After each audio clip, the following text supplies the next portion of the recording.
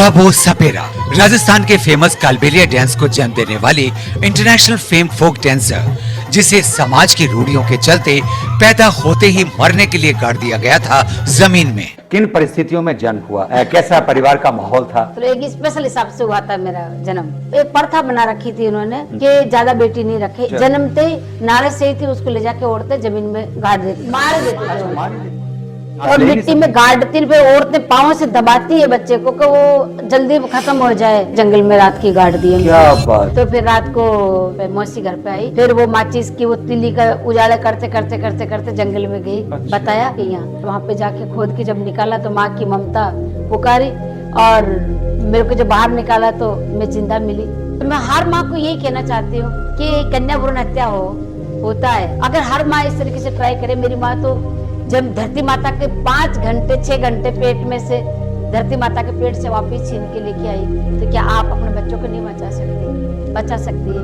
पारिवारिक नाच गाने से लेकर के स्टेज पे एंट्री किस तरह से हुई? पापा जब सांपों को नचाने लेके जाते थे तो मुझे साथ लेके जाते। औरतें जब दूध डालती थी तो वो बचा हुआ दूध पापा मुझे पिलाते। फिर 1.5 साल की हुई तो सांपों को उठा के डांस करना स्टार्ट कर दिया। अच्छा। वो बीन की दोनों डपली की थाप सुनती थी और सांपों को नाचते हुए देखती थी। बहन भाइयों के साथ कभी खेली नहीं। वो मुझे डांस अच्छा लगता था, मेरा खाना ही मेरा डांस, मेरा जीवन ही मेरा डांस।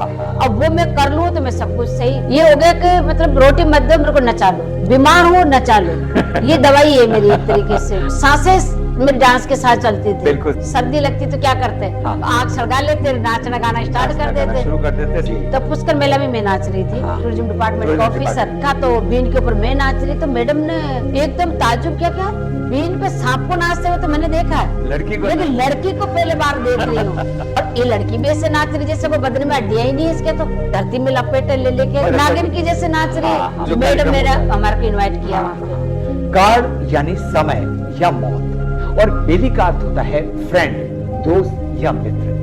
यानी एक ऐसी कम्युनिटी जो काल की भी बेली है, यानी जिसको मौत का भी डर नहीं, उस कम्युनिटी का नाम है कालबेलिया। बहुत भाग्यशाली हूँ कि ये डांस मेरे से स्टार्ट हुआ और इसे कहने क्रिएटर ऑफ कालबेलिया डांस, तो मेरे से जन्म हुआ इस डांस का और मेरे को पद्मश्री मिली। अरे रे रे रे रे रे रे रे मोटर पड़ी दरना मेरी जयपुर जा बाड़ो कोने। ये ड्रेस ही मेरे साथ जन्मी है। अच्छा। वो अर वाला गाना ही मेरे साथ जन्मा है, डांस भी मेरे साथ जन्मा है और मैं भी इनके साथ ही जन्मी हूँ। हमें क्या चाहिए स्टेज पे? स्टेज पे पैसे नहीं होते, स्टेज पे सिर्फ ऑडियंस और हम होते हैं। हमें तालियों की गिड़गिड़ाहट मिलती है ना, वो हमारे लिए करोड़ों है। वो उसका कोई मोल नहीं होता, वो उसकी कोई कीमत नहीं होती, वो हमारे लिए अनमोल दौलत होती है जो एक कलाकार को मान सम्मान देती है, कलाकार को ताकत देती है और उनको आगे बढ़ने का मौका देती है। आज मेरे जो ड्रीम है घर घर में गुलाब हो, दूसरा ये डांस अमर हो और पीढ़ी टू पीढ़ी चले। मैं चाहती हूँ कि ये कालबेलिया डांस का भी घराना बन जाए। तो मैं एक पुष्कर स्कूल बना रही हूँ मेरे। अच्छा, कालबेलिया। कालबेलिया इस फेमस राजस्थानी फोक डांस के बारे में आपने बहुत सुना होगा, कई बार देखा भी होगा। पूरी दुनिया दीवानी है राजस्थान के इस फोक डांस की। गहरी काले रंग की लेकिन खूबसूरत फूल पत्तियों की कढ़ाई और कांच के टुकड़ों से सजी हुई ड्रेस और उसे पहनकर बीन की आवाज पर जब कोई कालबेलिया डांसर नागिन की तरह लहराती बलखाती है तो देखने वालों के होश उड़ जाते हैं। लेकिन क्या आपको पता है कि कालबेलिया का मतलब क्या होता है? काल यानी समय या मौत। किसी की मौत हो जाने पर हम कहते हैं ना कि उसका तो काल आ गया था। और बेली का अर्थ होता है फ्रेंड, दोस्त या मित्र। यानी एक ऐसी कम्युनिटी जो काल की भी बेली है, यानी जिसको मौत का भी डर नहीं, उस कम्युनिटी का नाम है कालबेलिया। सदियों से ये कालबेलिया सपेरे सांपों को पकड़ते, नाचते गाते गांव गांव घूमते, सांपों का तमाशा दिखाते और अपना पेट पालते थे। लेकिन इसी कालबेलिया कम्युनिटी से एक कलाकार ऐसी निकली जिन्होंने इस सपेरा डांस को सरहदों के पार पहुंचा दिया और पूरी दुनिया में इसकी धूम मचा दी। टॉक विद गौरव में आज हम आपकी मुलाकात करवा रहे हैं इसी कालबेलिया डांस को सरहदों के पार पहुंचाने वाली internationally famous Kalbelia folk dancer Gulabo Sapera से।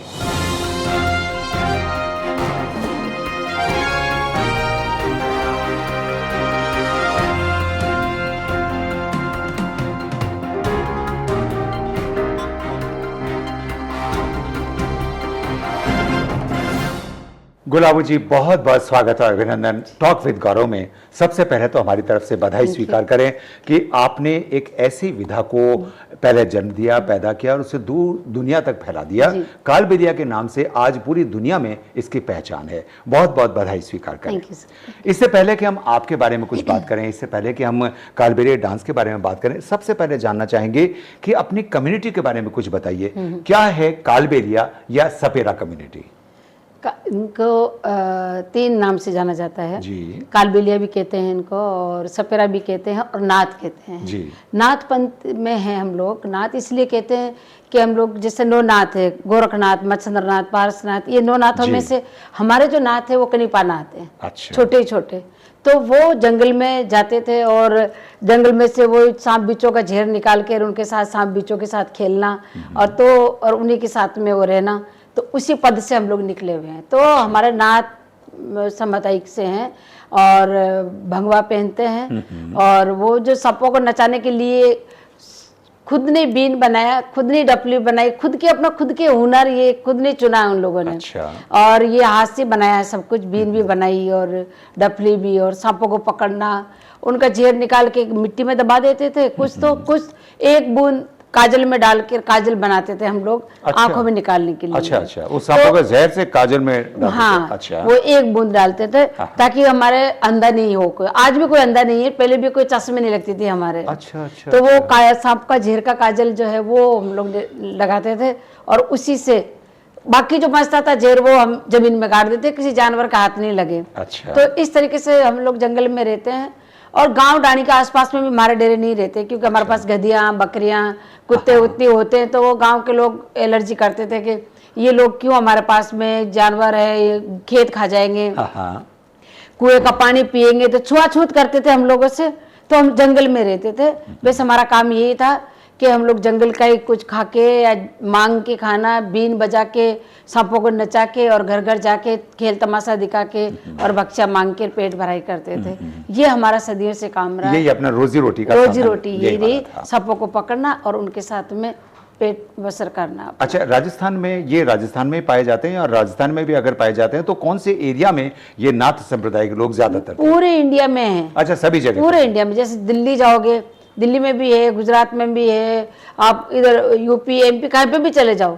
पर फेमस जो ज्यादा अभी डांस की वजह से राजस्थान में हुए हैं। अच्छा। बाकी तो सब जगह हमारे सपेरा लोग हैं। बहुत बढ़िया। सब जगह है। आपका जन्म कहाँ पर हुआ, किन परिस्थितियों में बचपन बीता, और कहाँ पर किस तरह से अपने बचपन की शुरुआत हुई? अजमेर के पास में कोटड़ा गांव है। पुष्कर जाते हैं जब नौसादर, उसके पास में ये कोटड़ा गांव है, उसमें मेरा जन्म हुआ। मैं अजमेर कोटड़ा की हूँ। अच्छा, कोटड़ा में जन्म हुआ था। किन परिस्थितियों में जन्म हुआ, कैसा परिवार का माहौल था?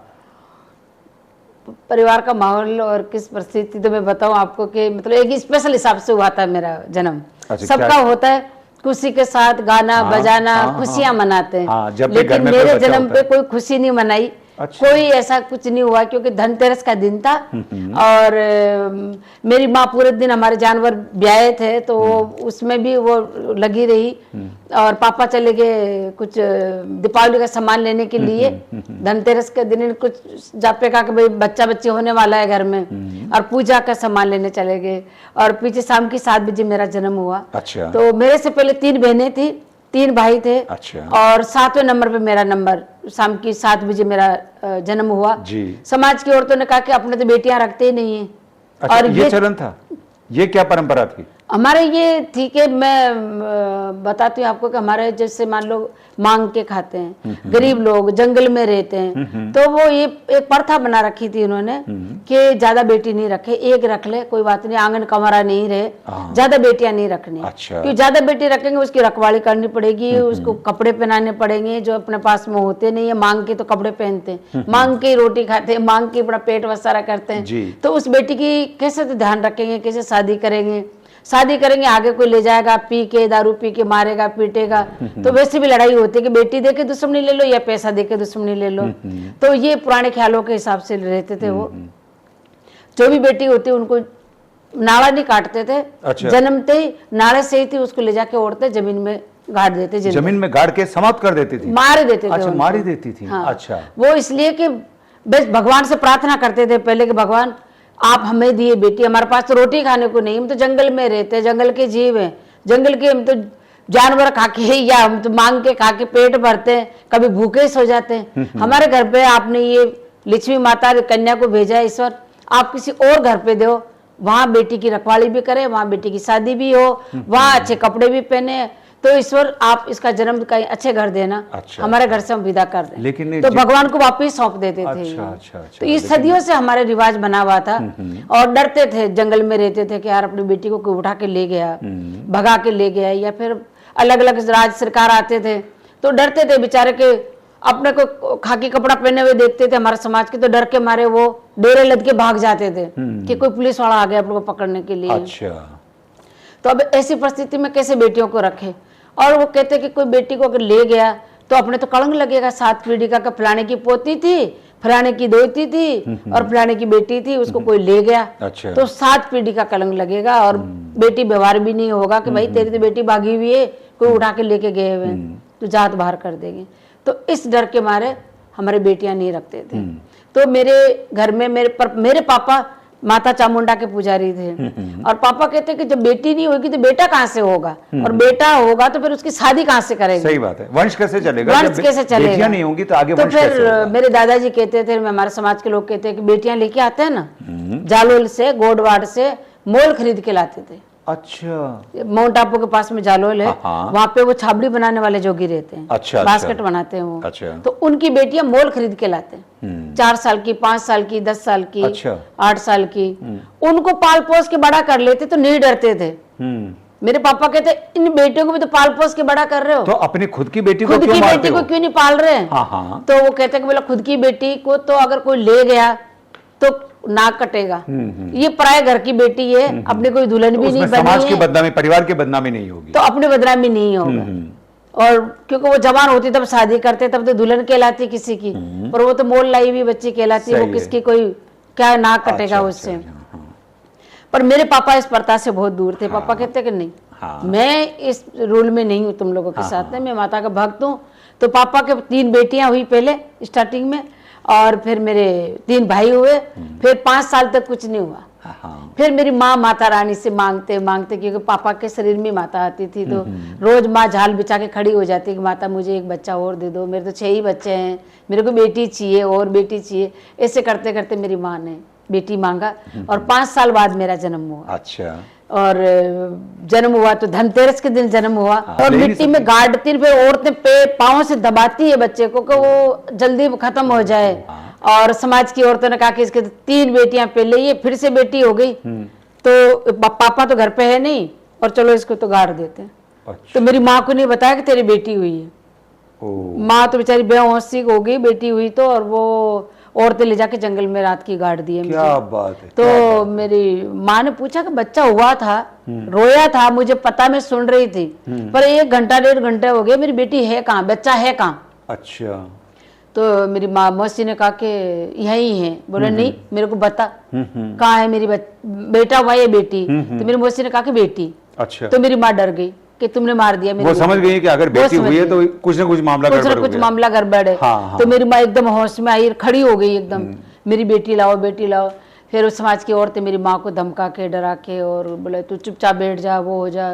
पापा घर पे थे नहीं, तो माँ को धमकाया और चली गई अपने अपने घर, कुछ नहीं बताया। मेरी माँ रो के गिड़गिड़ा के मेरी मौसी से पूछा कि तू बता दे मुझे कि मेरी बेटी को, तेरे 5 बेटे ये बेटियां नहीं, तू रख लेना उसको। अच्छा, लेकिन बता तो सही, तू बता दे मुझे कि वो है कहाँ। हाँ, अगर जिंदा मिलेगी तो मैं प्रॉमिस करती हूँ कि तू रख लेना उसको। अच्छा। पर मुझे बता दे। तो मेरी माँ की ममता क्या होती है? मेरी मौसी ने कहा कि देख बहन, अभी औरतें आएगी और अभी अपने कपड़े फाड़ देगी, ये अपन रूल से खिलाफ नहीं जा सकते, तू तसल्ली कर। फिर मेरी माँ ज्यादा उसका हाथ जोड़ने लगी, तो कहा कि अभी सोने दे सबको, फिर रात को चलेगी, अभी तो सब जग रही है, सर्दी का टाइम है। तो फिर रात को 12-1 बजे मेरी माँ घर पे, मौसी घर पे आई, और काका बोले चल मैं बताती हूँ तेरे को। अच्छा। फिर वो माचिस की वो तिल्ली का उजाले करते करते करते करते जंगल में गई। अच्छा। बताया कि यहाँ पर मेरी मौसी कहती थी कि अब तो मर गई होगी, वो 5-6 घंटे हो गए, 5-6 घंटे हो गए, 5 जिंदा मिलेगी तेरे को। पैदा हुई बच्ची तो इतनी देर तक सांस और ले नहीं मिट्टी में गाड़ती, फिर औरतें पाँव से दबाती है बच्चे को कि वो जल्दी खत्म हो जाए, तो वो तो मर गई होगी। मेरी माँ ने कहा कि कोई बात नहीं, मर गई होगी। जिसको मैंने 9 महीने पेट में रखा उसको मैं हाथ लगा के, देख के, छू के फील तो कर लूं कि मैंने जिसको 9 महीने फील किया पेट में, मैं उसको 2 आंखों से देखना चाहती हूँ। अच्छा। उस बच्चे को। और हो सकता है मेरी बेटी मुझे जिंदा मिले, मेरा दिल कहता है। तो माँ उस उम्मीद के साथ चल पड़ी और वहां पे जाके खोद के जब निकाला तो माँ की ममता पुकारी और मेरे को जब बाहर निकाला तो मैं जिंदा मिली और मेरी माँ बहुत खुश हो गई। आप तो ये बात कह रहे हो, हमारे सिरहन हो रहे हैं, हमारे रोंगटे खड़े हो रहे हैं तो आपकी बात सुन सुन कर। मेरी माँ कहती कि देख, अगर मैं कोशिश नहीं करती, मैं ट्राई नहीं करती तो मेरी बेटी मर जाती। मेरी कोशिश कामयाब रही और देख ले आज मेरी बेटी की जान बच गई। तो मेरी माँ ने कोशिश किया और मेरी माँ ट्राई की तो आज मैं आपके सामने हूँ। बिल्कुल। तो मैं हर माँ को यही कहना चाहती हूँ कि कन्या भ्रूण हत्या होता है। अगर हर माँ इस तरीके से ट्राई करे, मेरी माँ तो ऐसे समाज के दबाव में आके औरतों के सारे बंधन तोड़ के डरी नहीं मेरी माँ, और जाके और मेरे को जब धरती माता के 5 घंटे 6 घंटे पेट में से, धरती माता के पेट से माँ ने कोशिश किया और मेरी माँ ट्राई की तो आज मैं आपके सामने हूँ। बिल्कुल। तो मैं हर माँ को यही कहना चाहती हूँ कि कन्या भ्रूण हत्या होता है। अगर हर माँ इस तरीके से ट्राई करे, मेरी माँ तो ऐसे समाज के दबाव में आके औरतों के सारे बंधन तोड़ के डरी नहीं मेरी माँ, और जाके और मेरे को जब धरती माता के 5 घंटे 6 घंटे पेट में से, धरती माता के पेट से वापिस छीन के लेके आई। तो क्या आप अपने बच्चों को नहीं बचा सकती? बचा सकती है। वापिस छीन के लेके आई तो क्या आप अपने बच्चों को नहीं बचा सकती? बचा सकती है। अगर आप में हिम्मत रखें और आप ये सोच ले कि जो भी ये बेटा या बेटी आ रहा है, राजस्थानी या हिंदुस्तानी नागरिक है, मैं नहीं निकाल के दूंगी। सिर्फ माँ ही जान सकती है इसको, माँ ही फील जान सकती है। माँ में वो ताकत है कि योद्धा को पैदा करती तो वो मर्दों से नहीं डर सकती। कोई कानून नहीं माँ के ऊपर लागू है अपने बच्चे को बचाने के लिए, तो आप बचा सकते हैं। बहुत बढ़िया, तो कन्या भ्रूण हत्या बहुत बढ़िया। सलाम करते हैं बहन जी आपको। और आज तो हमारा सलाम मेरी माँ को कि माँ ने मुझे बताया। मैं यही कहना चाहता हूँ कि आज, क्योंकि आपको देख करके हमें गौरव की अनुभूति हमेशा से होती है, लेकिन आज ऐसा लग रहा है कि हम आपके साथ में उस माँ को भी नमन करें जिनकी वजह से आज गुलाबो हमारे हिंदुस्तान की एक बेटी के रूप में हमारे सामने है। नमन है। और देखा जाए तो एक तरीके से आपकी 2 माँ हो गई। एक तो वो माँ जिन्होंने जन्म दिया, एक वो माँ धरती माता हो गई जिन्होंने धरती माता ने वो माँ जो जिसने बताया रास्ता, जिन्होंने बताया वो भी माँ हो गई। से जो बताते वो रास्ता मिलता है ना, उसका भी भला होता है। तो मेरी माँ तो उसकी मेरी मौसी को गोद दे दिया था मुझे कि तू रख लेना पर मुझे बता दे। तो मेरे 3 माँ है। 3 माँ। एक माँ के 9 महीने पेट में रही, एक माँ के 6 घंटे पेट में रही, और एक माँ ने मुझे पाला पोसा और उसकी निगरानी में भी बड़ी हुई। जी बहुत बहुत हमारा सौभाग्य है। अब तो मेरा पूरा हिंदुस्तान माँ बाप है, पूरे राजस्थान मेरी माँ है। बिल्कुल सही। लेकिन उस टाइम पे तो मेरे वो ही थे सब। गुलाबी, क्या शुरू से ही नाम आपका गुलाबो था या और किसी नाम से बचपन में आपको जाना जाता था? नहीं, मैं धनतेरस को हुई ना। अच्छा। तो मेरा नाम धनवंती रखा। अच्छा, धनवंतरी रखा कि धनतेरस को जन्मी तो ब्राह्मण ने कहा कि भाई ये तो धनवंती है, तुम्हारा तो धनवंतरी नाम रखा हो इसका। तो मेरा नाम तो धनवंती था जन्म से ही। फिर धनवंतरी से गुलाबो किस तरह से हुआ? गुलाब हुआ कि मैं जब साल भर की थी तो पहले तो पापा के साथ जाती थी, सांपों के साथ ऐसे। पापा मुझे 6 महीने की थी तो पापा मुझे लेके जाया करते थे। एक बार क्या मैं बहुत ज्यादा बीमार हो गई, साल भर की थी। अच्छा। बहुत ज्यादा बीमार हो गई, डॉक्टर के लेके गए पापा। डॉक्टर ने कहा कि ये तो बच्ची खत्म हो गई। अच्छा। डॉक्टर भगवान दास जी थे। ओके। तो मेरे पापा ने कहा कि डॉक्टर तू पागल है, पागल हो गया डॉक्टर तू। कहता बोला बाबा तू पागल हो गया, तेरी बेटी खत्म हो गई तो कह रहा मेरे को पागल बना रहा है। बोले बाबा खत्म हो गई, इस बच्ची को लेके जाओ। मेरे पापा कहते कि पीर बादशाह की धरती और यहाँ पुष्कर राज वर्मा जी की धरती, यहाँ मेरा बच्चा जन्मा है और वो इस धरती माता के 5 घंटे पेट में रहने के बाद वो नहीं मरी तो अब इतनी सी बीमारी से मर जाएगी, वो मेरी बेटी नहीं मर सकती डॉक्टर, ये स्पेशल है। ये पिताजी का कॉन्फिडेंस था कि आप नहीं समझते, मेरी बेटी बहुत स्पेशल है। आप नहीं जानते, ये नहीं मर सकती। तो क्या बोला अमरजड़ी खिलाइए तेरी बेटी को। अच्छा। बोले अमरजड़ी समझो, ये धरती माता की बेटी है, आपको पता नहीं है। अच्छा। मेरे पापा ऐसे कह के गोद में उठा के और लेके चलते बने और घर तो लेके आए नहीं मुझे। और वहाँ दरगाह ले गए बाप। क्योंकि इधर तो वो अजमेर का जो अस्पताल है सरकारी और उसी रास्ते पे यूं जाके वो दरगाह है आगे दरगाह बाजार। तो वहाँ दरगाह पे लेके गए मेरे बाबा पीर बादशाह अजमेर खाजा शरीफ के, और वहां ले जाके अंदर ले गए पापा। अंदर चले गए, भंगवा पहन रखा, इतनी लंबी लंबी जटा थी मेरे पापा के, और अंदर ले गए थे, बाबा की जहाँ मस्जिद थे वहां लेके गए। अच्छा। और वहां ले जाके और गेट पे लिटा दिया।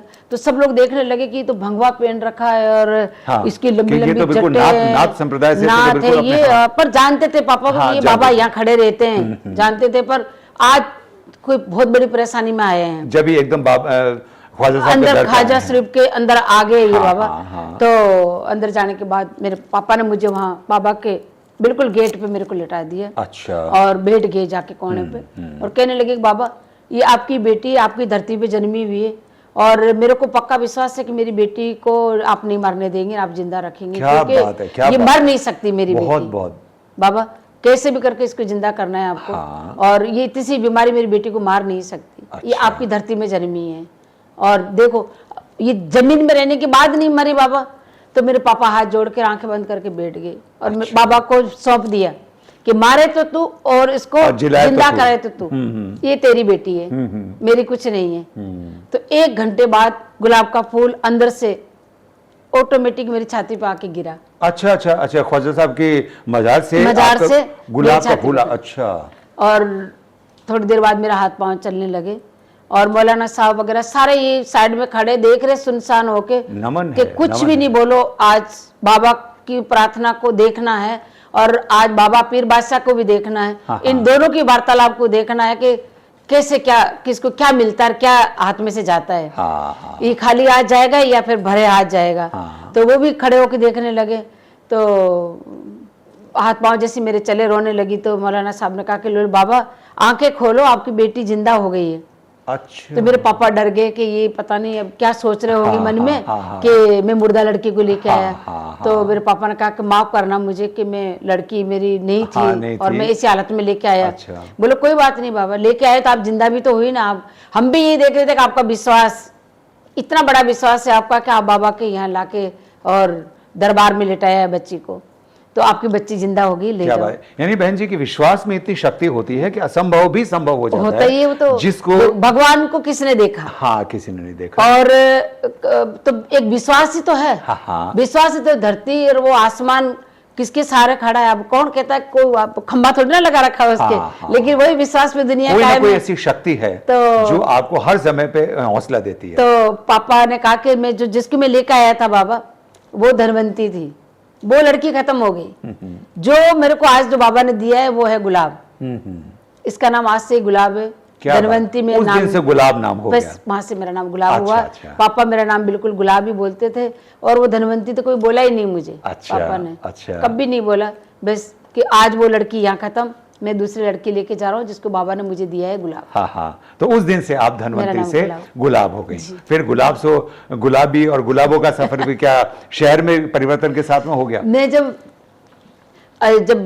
पापा के साथ, जब मैं साल 6 महीने की थी, जब मैं पापा के साथ में, पापा मुझे लेके जाते थे, 6 महीने की थी जी। तो छापों का झूठा दूध पिलाते थे पापा मुझे, क्योंकि माँ का दूध तो माँ तो कहाँ आती, गाँव हाँ, ढाणी हाँ, लेके जाते। हाँ। वो इसलिए लेके जाते थे पापा मुझे कि समाज के लोग कहते कि इसको तो मरना है, इसको जिंदा नहीं छोड़ना इस बच्ची को, क्योंकि अच्छा, ये समाज अच्छा। के ऊपर मुंह पे तमाचा दिया है आप लोगों ने। अच्छा अच्छा, मतलब वो उनकी अदावत, उनकी दुश्मनी जो है वो आगे तक चलती तो वो रही तो थी। हमेशा से चलती रही। वो तो अच्छा, अच्छा, वो अच्छा। तो कहते रहे कि ठीक है जिसने जिंदा तो रख दिया, पर ये लड़की मरेगी जरूर।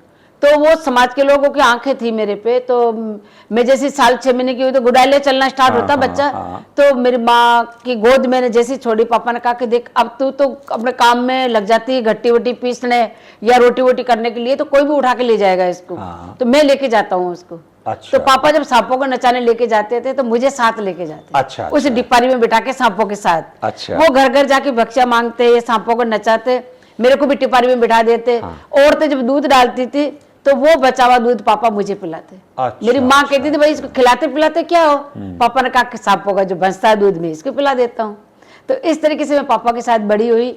और वो 1-2 साल की हुई तो पापा का कंधा पकड़ के डांस करना स्टार्ट कर दिया। उसी समय से आपकी डांस की शुरू। उस समय आपकी उम्र क्या रही होगी बहन जी? मैं वही कह रही हूँ ना, जब 6 महीने की थी पापा के साथ जाने लगी। हाँ। दूध पी पी कर 8 घंटे पापा के साथ रहती, कभी 7 घंटे, हाँ, कभी 6 घंटे। फिर साल 1.5 साल की हुई तो सांपों को उठा के डांस करना स्टार्ट कर दिया। वो अच्छा। बीन की धुन, डपली की थाप सुनती थी और सांपों को नाचते हुए अपने आप देखती थी। बहन भाइयों के साथ कभी खेली नहीं, सांपों के साथ ही खेलने का काम रहा मेरा। अच्छा। तो फिर वो मैंने डांस करना स्टार्ट कर दिया। जब 1-2 साल की थी तो मैंने पूरा डांस करना स्टार्ट किया। अच्छा। समाज के लोग देखते थे कि अच्छा इसलिए तूने जिंदा रखा तेरी बेटी को कि तू नचा सके इसको और उसके ऊपर तेरा पेट पालन कर सके। अच्छा, मतलब इनकी कमाई उनके ले सके, कमाई उनको हो गई ये तेरी। लांछन भी लगाते थे। हाँ, वो अच्छा। बुरे बुरे नाम देना स्टार्ट कर दिया, तेरे तो नचनिया हो गई, ये तो मतलब इंसान के रूप में सांप है। अच्छा। तो ये सांप है, ये सांप का बच्चा है, ये धरती से मिली है, तो इस इंसान के रूप में सांप है, तो इसको तो नचा रहा है। अच्छा। तो ऐसे ऐसे नाम थे। पापा कहते हैं कि ये मेरी बेटी है और धरती माता की बेटी, मैं इसकी सेवा करता हूँ, मैं कोई सांप का बच्चा नहीं लेकिन समझता मुझे हूँ आश्चर्य इसको। होता है कि जहां एक तरफ आपकी प्रतिभा को संवारने की जगह उसकी प्रशंसा करने के बजाय उन्होंने आप पे लांछन लगाने शुरू कर बुरे दिए। बुरे रोज। हाँ। तो फिर समाज के लोगों ने कहा कि तू ये बेटी है बेटा नहीं, क्या सिखाता है इसको, बीन बजाना या फिर सांपों को नचाना, या फिर ये सांप है, पंचायती बैठगी बहुत भारी। मेरे पापा ने कहा कि मैं कुछ नहीं सिखाता, मेरी बेटी है, साथ रखता हूँ, सब तुम लोगों से डरता हूँ कि तुम मेरी बेटी को मार दोगे। तो पंच लोगों ने कहा कि अब नहीं मार सकते, अब 2 साल की हो गई, अब थोड़ी ना हम कोई हत्या करेंगे, हत्या थोड़ी, वो तो अब तो इंसान की हत्या हो गई एक तरीके से। सही बात है। आपको पता है कि नाड़ा काटने के बाद में अपने बच्चे को नहीं मारते जी। तो नाड़ा नहीं काटते ना जब तक उसको वापिस सौंप देते हैं बेमाता को। नाड़ा काटने के बाद तो अपना बच्चा हो जाता है। भाई तू पागल हो गया क्या? तो फिर मेरे को पापा मेरे को घर छोड़ना स्टार्ट कर दिए। अच्छा। तो मैं रोती थी, फिर मेरे को पापा के साथ रहना, तो मेरी माँ फिर तंबू के पर्दा लगा के फिर वो गाना सिखाती थी, डांस करवाती थी। मेरा भाई हारमोनियम पे गाना सिखाता था, चंग सिखाता था मेरे को, कैसे भी करके मेरा जी बढ़ाते। 2-3 साल की हो गई, फिर मैं 3-4 साल की हो गई तो मेरे बच्चों के साथ में नाचती, माँ नचाती गवाती, ऐसे मेरे को तो ये हो गया कि मतलब रोटी मत दो मेरे को नचा लो। अच्छा। बीमार हो नचा लो, ये दवाई है मेरी एक तरीके से। तो वो सांसें मेरे डांस के साथ चलती थी। बिल्कुल सही है। तो मेरा भाई मुझे नचाता रहता पूरे दिन, और मेरा जीजा जी मुझे नचाते रहते पुंगी बजा के घर में ही। और कोई रात को फिर हम लोग, सर्दी लगती तो क्या करते, नाच आग सलगा लेते, नाचना गाना स्टार्ट कर देते, शुरू कर देते। तो बचपन से लाड कोड तो मेरे करते थे मेरे परिवार के, तो पर पंच लोग या कोई भी आके ए लड़की को नचा रहे हो, शर्म नहीं आती तुम्हारे को? अच्छा। तो इस तरीके से कोई छोरे को नचाओ, तो पर देखते भी थे और लांछन भी लगाते थे। मतलब देख करके आनंद भी लेते थे और लांछन भी लगाते। क्या बात है, कितनी अजीब सी बात है। होली के दिनों में फागुन के महीने हमारे आदमी लोग जाते हैं चंग लेके, तो आदमी लेडीज के कपड़े पहन के जाते हैं। पर वो लोग मुझे भी साथ लेके जाते थे। छोटी सी थी तो छोटी सी को मेरे को फ्रॉक पहना के नचाने ले जाते। पर तो 5-6 साल की होगी तो माँ का घाघरा पहना के या फिर दूसरा छोटा सा घाघरा पहना के वो मुझे लेके चले जाते। 1 महीने मुझे नचाते। अच्छा। और पुष्कर मेला में मुझे नचाते।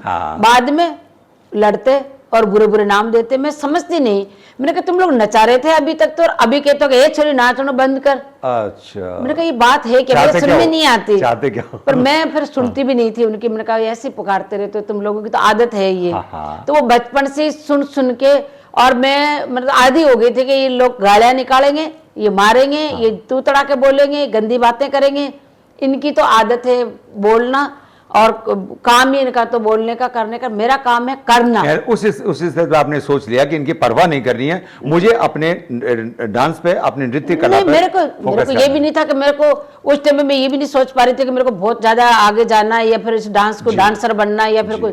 वो मुझे डांस अच्छा लगता था, मेरा खाना ही मेरा डांस, मेरा जीवन ही मेरा डांस। अब वो मैं कर लूं तो मैं सब कुछ सही, नहीं तो नहीं। 6-7 साल की होगी, 5-6 साल की, तो छोटी छोटी बच्चियों को लेके मैं गांव ढाणी में चली जाती। अच्छा। उनको मैं कहती मेरे को तुम नचा लो, औरतें जो घाट राबड़ी दे वो तुम खा लेना, लेकिन मेरे को नचा के ले आओ। क्या बात। तो छुप छुप के हम लोग ऐसे नाचने चले जाते। पुष्कर मेला भरता तो औरतें मुझे लेके जाती कि छोरी कहना मत, घर पे अपने चलते नाचने के लिए। अच्छा। तो वो ले जाती। काजल बिंदी के पैसे मिल जाते, छुप छुप के नाच के, और लाली वाली खरीद लेते। पर एक बार वो जब मैं 7-8 साल की हुई तो पुष्कर मेला में हम लोग नाच रहे थे। अच्छा। जैसे औरतें हमेशा नचाने ले जाती थी मुझे, हमारे औरतें जाती थी और बूढ़ी औरतें गा के गाना गा के रोटी मांग लेती, आटा मांग लेती।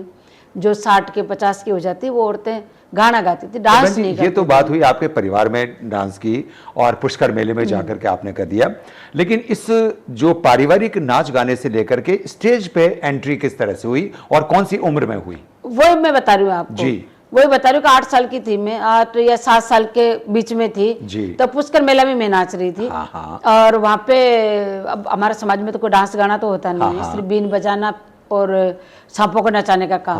हाँ। तो मैं उसी बीन पे मैं नाच रही हाँ। और बहुत सारी औरतें थी वो गाना गा रही थी और मैं गा के नाच रही घूंघट में। अच्छा। तो हिम्मत सिंह जी और तृप्ति पांडे अपने ये टूरिज्म डिपार्टमेंट के ऑफिसर, हाँ। ये उधर टीलों पे फोटो खींचते खींचते उधर आ रहे कि उधर भीड़ ज्यादा है, वहां चलते हैं। अच्छा।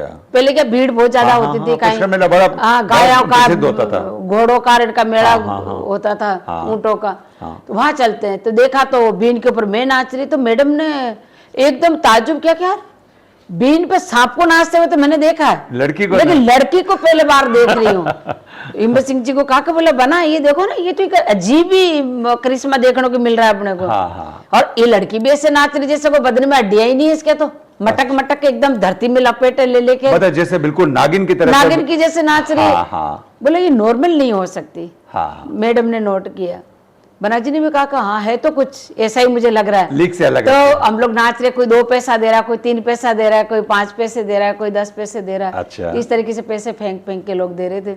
और मेरे तो घूंघट में नाचने का काम, पैसे दो चाहे मत दो, मेरे को तो आनंद मिल रहा है कि मैं नाच रही हूँ। हाँ। बस डांस जैसे खत्म हुआ तो बना वो मैडम आई मेरे पास। हाँ। मेरे शरीर का हाथ लगा के देखा कि तेरे शरीर में हड्डियां भी है या नहीं, रबड़ की गुड़िया की जैसे तू घूम रही है, इधर किधर तेरा मुंह दिखा। तो मेरा मुंह देखा और काके बोला कौन हो तुम लोग? तो फिर मेरे चाचा साथ में थे, उन्होंने कहा कि हम तो सपेरा हैं। अच्छा। बोले भाई सपेरों को बीन पे सांपों को नचाते हुए तो देखा, लड़की तो पहले बार नाच रही है। बोले मैडम कहना मत, हम तो ऐसे ये छोरी ऐसे ये बचपन से नाच रही है, तो हम तो इसको नचा के पेट पालन करते हैं। बोले अच्छा। तो बोले कहीं ये सांप का बच्चा तो नहीं है? बोले ये समझे मैडम, ये समझा। आप मेरी मजाक उड़ाने लगे, वहां पे वो लोगों को मौका मिल गया। हाँ कि मैडम ये सांप का ही बच्चा है, हम इसको नचा रहे हैं। ओके। बोला ठीक है, तो तुम यहाँ नाच रहे हो ना, अभी शाम को वहाँ नाचना टूरिज्म वहाँ स्टेज पे। अच्छा। यहाँ से अच्छा, वो शाम को जो मैडम मेरा हमारे को इनवाइट किया वहाँ पे। तो बोले मैडम वहाँ क्या करेंगे हम? बोले प्रोग्राम। बोले प्रोग्राम क्या होता है? अरे यहाँ जैसे नाच रहे हो ना वहीं वैसे नाचना। अच्छा।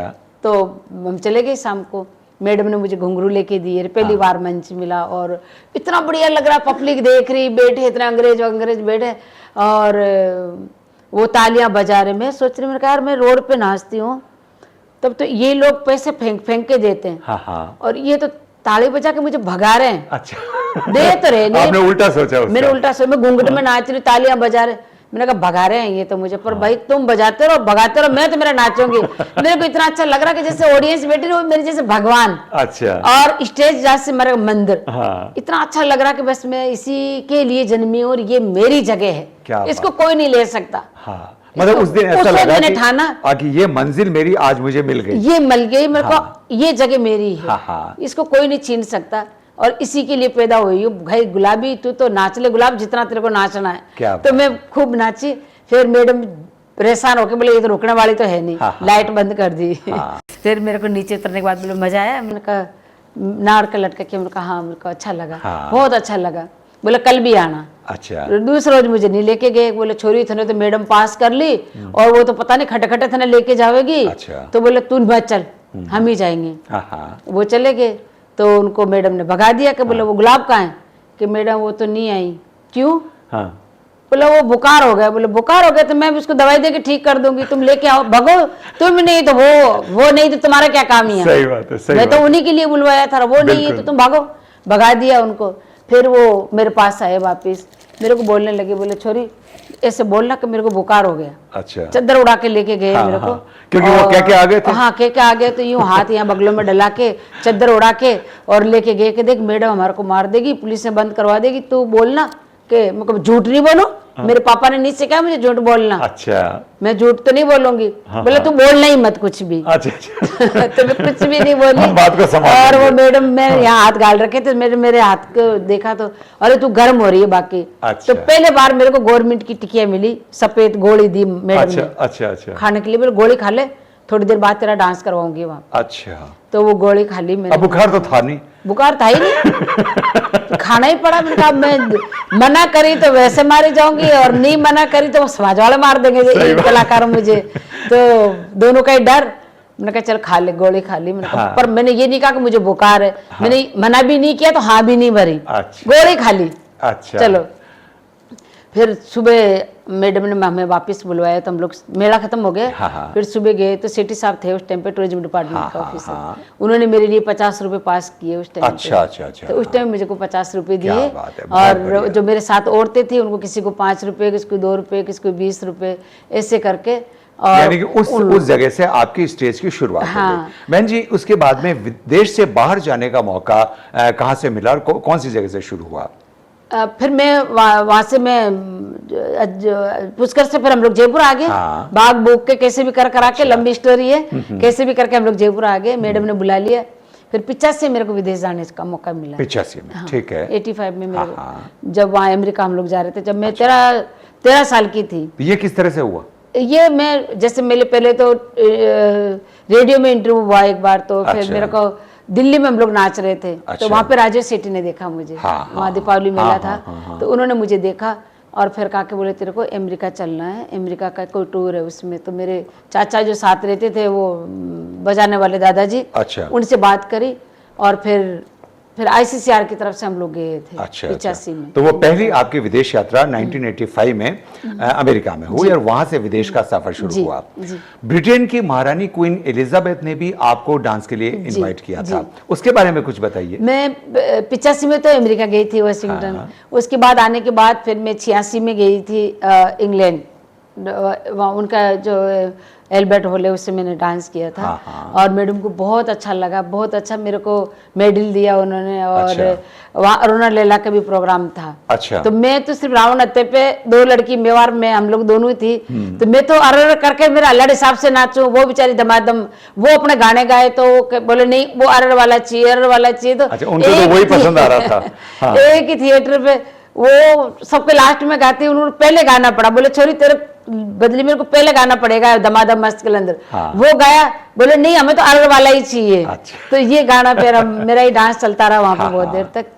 और मैडम ने मुझे मेडल देके और सम्मानित किया वहाँ पे और बहुत अच्छा लगा उनको। जी। और फिर मेरे को अभी 2012 में भी जब डायमंड जुबली हुआ था, जब भी मुझे बुलाया मैडम उस टाइम भी, यानी कि उनको उस समय की परफॉर्मेंस भी याद थी। याद थी। तो मेरे अच्छा। को उन्होंने कहा कि वो मेरे को वही गुलाबी सपेरा चाहिए जो 86 में आई थी। अच्छा, कितनी बड़ी बात है। वो फिर 2012 में भी मुझे बुलाया अपने मेरी बेटी के साथ। फिर मैं गई अंदर कासल में भी हमें बुलाया वहाँ पे। अच्छा। और चाय हम सब कलाकारों के साथ में क्या चाय बात भी ली है है मैंने। बहन जी, बहुत बड़े बड़े लोगों का सपना होता है ब्रिटेन की महारानी के साथ में या राज परिवार के साथ सिर्फ मिलना भी। हमें तो चाय पिया आप उनके तो चाय साथ पी में। करके और आए थे। इतना हमारे सम्मान किया उन्होंने। हाँ। हमें गिफ्ट दिया उन्होंने। बहुत और बड़ी अपने बात साथ है। में चाय कॉफी पिलाया। क्या बात है बहन जी, विदेश में भारत के संगीत और डांस के, म्यूजिक एंड डांस के प्रति क्या रुझान रहता है? कितना पसंद करते हैं और कितना समझते हैं?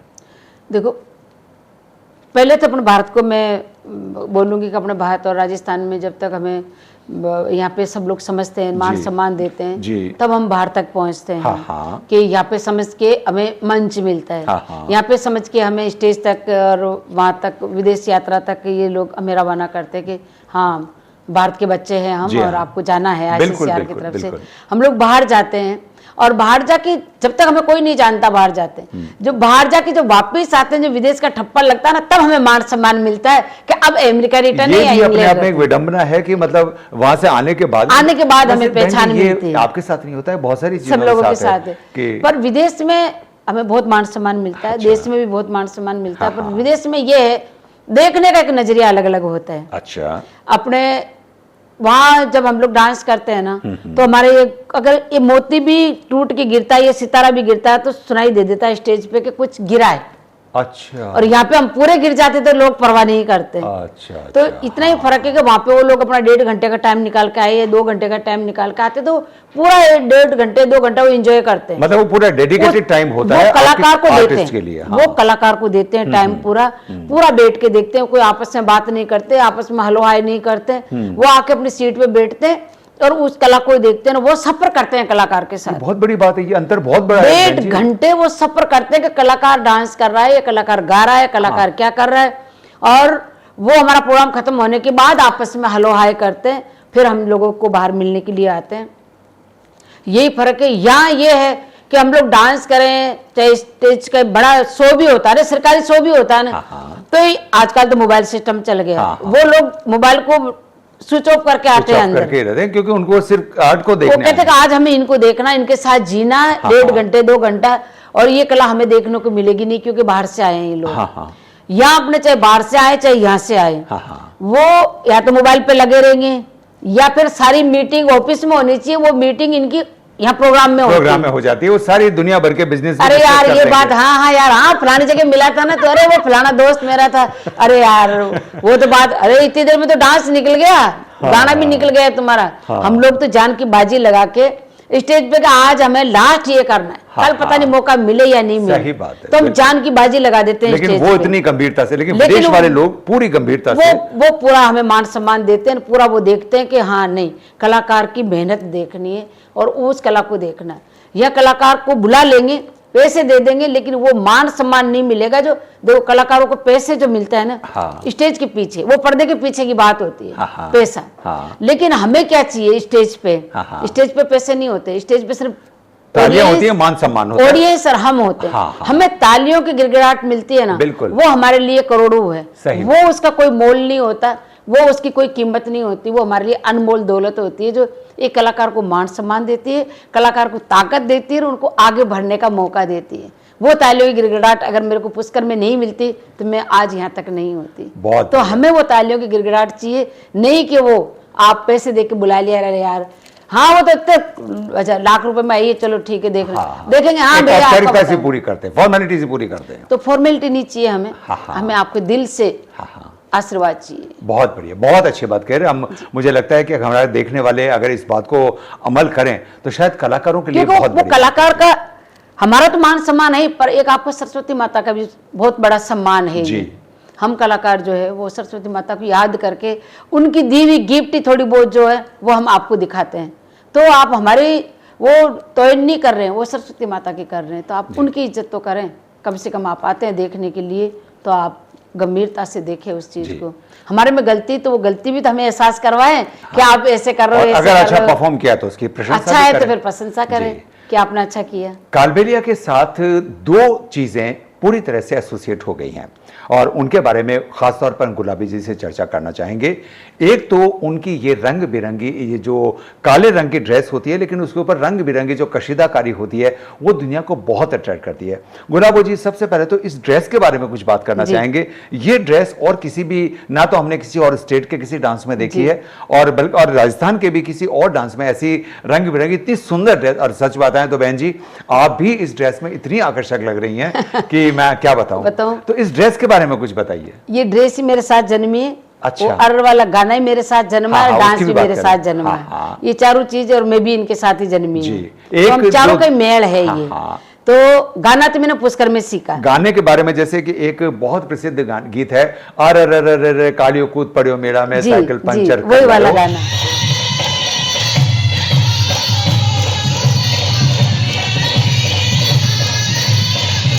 तो वही वाला गाना। बहन जी, इस गाने के पीछे क्या इतिहास है और किस तरह से ये गाना पैदा हुआ, शुरू हुआ?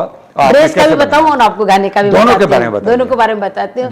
पहले मैं गाने के बारे में बताती हूँ कि मैं जब पुष्कर मेला में डांस करती थी ना, तो गाड़ी जो बस है ना, वो बस स्टैंड पे पा पा पा जयपुर चलो अजमेर चलो, वहाँ चलो वहाँ चलो वहाँ चलो, बस स्टैंड पे ऐसे ही दृश्य, बस स्टैंड पे आवाज देते रहते। मैं तो चुलबुली सरू से ही थी, तो मैं मजाक उड़ाती थी, मैंने कहा देखो गाड़ी पड़ी पड़ी तुंदावे जयपुर जाबाड़ो को नहीं। तो मैं वो गाना गा के कहती, यही गाना, अरे रे रे रे रे रे रे रे रे मोटर रे पड़ी धरना वेरी जयपुर जाबाड़ो कोने। मैं उन्हें कितना जयपुर जाबाड़ो कोई कोने, खाली ऐसी भा भा भा बजा रहा है तो फिर मैं कितना मैं ही जाऊंगी जयपुर। अच्छा, अरे रे रे रे रे रे रे रे रे जयपुर जाऊं कि कभी जो लाऊं रे, जयपुर जाऊं कि कभी जो लाऊं रे, कभी जो लाल बूटी को। जयपुर की बूटी बहुत फेमस है, तो वो मुझे याद थी कि जयपुर में हम लोग कभी कभी आते थे ना इधर, तो ये गाना मैंने वहां से स्टार्ट किया। मुझे पता नहीं कि मैं ये डांस में यूज करूंगी इस गाने को, तो ये गाना तो वहां से स्टार्ट हुआ था और मैंने डांस में स्टार्ट किया। क्या बात है। और ये ड्रेस बाबा रामदेव ना जा रहे थे। हमारे कपड़े कब बनते हैं सब, जब कोई मेला वगैरह, या तो मेला या फिर हमारे होली के टाइम पे। तो मैं बाबा रामदेवरा जा रहे थे। तो 1 महीने पहले डिसाइड कर लिया पापा ने कि हम रामदेवरा जाएंगे भादव में। तो मैंने कहा मतलब पापा रामदेवरा जाएंगे तो कपड़े तो नहीं बनने चाहिए। जब मैं तो 6-7 साल की थी, 7 साल की थी। अच्छा। तो पापा ने कहा कि हाँ हाँ कपड़े बनवाएंगे ना, अभी मांग के तो लाया था मैं कल परसों। अच्छा। तो तेरे तो वो स्कूल की एक नेकर एक वो टी शर्ट है वो पहन लेना। तो मैंने कहा नहीं नहीं वो नहीं पहननी, मुझे तो घाघरा कमीज पहनना। अरे मेरी बेटी घाघरा कमीज कहाँ से, पापा की बहुत लाडली थी मैं। तो वो भी रह गया था अपना कि गुलाब से गुलाबी कैसे बने, गुलाबी से गुलाबो कैसे बने, वो मैं बताऊंगी आपको। जी जी जी। तो मैंने कहा बोला पापा मेरे को है ना, बोले बोल बेटा तेरे को कौन सा ड्रेस चाहिए, कैसा कलर बनवाएगी, नीलम। मैं नीलम तो नहीं पापा, पोपलिंग, लाल पीला हरा। मैं नहीं नहीं ये इसका क्या करूंगी। तो मेरे को काला कपड़ा चाहिए। अच्छा। पापा को काला कपड़ा नहीं, अपने काला पहनते नहीं बेटा, अपन तो भंगवा पहनते हैं, सनातनी लोग हैं, हमें पता है। हम गुरु कनिपानाथ जी के शिष्य हैं। भंगवा पहनते, मगर मर्द पहनते हैं भंगवा, तो औरतें थोड़ी ना पहनती है। औरतें तो भंगवा कपड़े को हाथ ही नहीं लगाती। तो काले कपड़े में क्या दिक्कत है, आप मर्द लोग पहनो ना भंगवा, कौन मना करता है। आप कमीज पहनते हो, सापा पहनते हो। सही बात है। बोले नहीं नहीं नहीं तू नहीं काला नहीं पहनेगी बेटा। 1 महीने तक रोई, मेरा पास में आ रहा। 10 दिन तक रोटी नहीं खाई मैं। अच्छा। क्योंकि भूखी पड़ी रही। हाँ। और वो ये नहीं खाओ तो मत खाओ भाई, किसको परवाह। मेरे पापा और मम्मी वो उनकी आत्मा जड़ती थी कि बोले बेटा कुछ तो खा ले, कुछ तो खा ले। मगर नहीं, मुझे तो काला कपड़ा ही बनवाना। मेरी माँ कहती और नचवाओ सांपों के साथ इसको। वो रंग चढ़ावा है इसको सांपों का ही, क्योंकि उस सांपों का रंग से काला रंग सांपों का होता है। तो मेरे पापा कहते अच्छा तू भी ताना देने लगी अब। तेरे को भी ताना मिल गया क्या। बोले ताना नहीं बोल रही मैं, अब देखो ना काला पे ये जिद करके बैठ गई, खाना नहीं खा रही 10 दिन से। मर जाएगी। पिटाई भी खाई मेरे से। जस्ट मेरा बड़ा भाई था ना, मारता था मेरे को, मारा भी। मेरे को मारो क्या, मेरा टुकड़े टुकड़े कर दो ना, तभी मैं काला कपड़ा सिलवाऊंगी। अच्छा। अजमेर की पुलिया के नीचे डेरा था हमारा। अच्छा। वो जैसे मेरे को डांटा भैया ने मारा ना, मैं तो ट्रक के नीचे भाग गई मरने के लिए। अच्छा। तो मेरे पापा ने पकड़ लिया मुझे। अच्छा। गाड़ी के नीचे आते आते। फिर पापा परेशान होके, मैंने कहा ना, मैंने कहा मैं काला कपड़ा बनवाऊंगी पर काला दिखने ही नहीं दूंगी। आप लोग समझ ही नहीं रहे मेरी बात को। अच्छा अच्छा, काला बनवा लूंगी लेकिन उसमें आपको काला ढूंढते रह दिखने नहीं दूंगी। हाँ। तो फिर पापा ने कहा कि चल, सुबह फिर लेके गए कि मर जाती गाड़ी के नीचे आके, मैं ऐसी जिद नहीं पाड़ सकता भाई, बड़ी मुश्किल से तो वैसे जी है ये। तो फिर पापा तो दिल तो पिसी जी जाते माँ बापा का। 50 रुपए दिए मुझे निकाल के। अच्छा। मेरे को 50 रुपए नहीं चाहिए। मेरे के साथ चलो। फिर हम लोग पूरा, जैसा आज परिवार आया, पूरा परिवार आया मेरे साथ में। मेरे 5 बहन भाई, 3 भाई, 2 मेरे से छोटी बहन, वो मेरे पापा मम्मी, हम 7 लोग गए बड़ी चौपड़। जाके बैठ गए बड़ी चौपड़ से, एक उसके कपड़े लिए। मैंने कहा मेरे को 6 मीटर कपड़ा दे दो। अच्छा। 6 मीटर काला कपड़ा लिया। और मैंने उसको, गुलाब खान थे मेरे कपड़ा बनाने वाले, तो मैंने कहा उनको बोला, मैंने कहा भाई साहब मेरे को काले घाघरा बनवाना है। हाँ बोले बना दूंगा बेटा, पर बोले बेटा कम रहेगा ये, तेरी कुर्ती भी बनेगी इसमें, 6 मीटर में तो बहुत कम बनेगा ये। तो मेरे कहा आप ऐसा करो ना कि मेरे कहा नीचे से इसका घेर कर दो, ऊपर से इसको कम कर दो। तो वो तो मोमडन थे तो समझ गए, बोले अच्छा शरारा टाइप में चाहिए तेरे को। मैंने कहा हाँ वैसा करो जो मेरा कपड़ा भी बच जाए और ड्रेस भी बन जाए। अच्छा। वो समझ गए मेरी पसंद की ये लड़की कुछ अलग चाहिए इसको, तो वो शरारा टाइप में बना दिया। तो मेरे पापा देखो तैयार हो गए, तो बोले अब इसके ऊपर। मैंने कहा रुको तो सही। फिर मैं जाके 3.5 मीटर कपड़ा और लेके आई, आधे मीटर, मतलब 7 कलर का ये कपड़ा लेके आई मैं। अच्छा अच्छा। अलग अलग, लाल पीला हरा। फिर मैंने उनको कहा, मेरे को भाई साहब पाइपें काट के बाबूजी इसके ऊपर पाइपें लगा दो। अच्छा।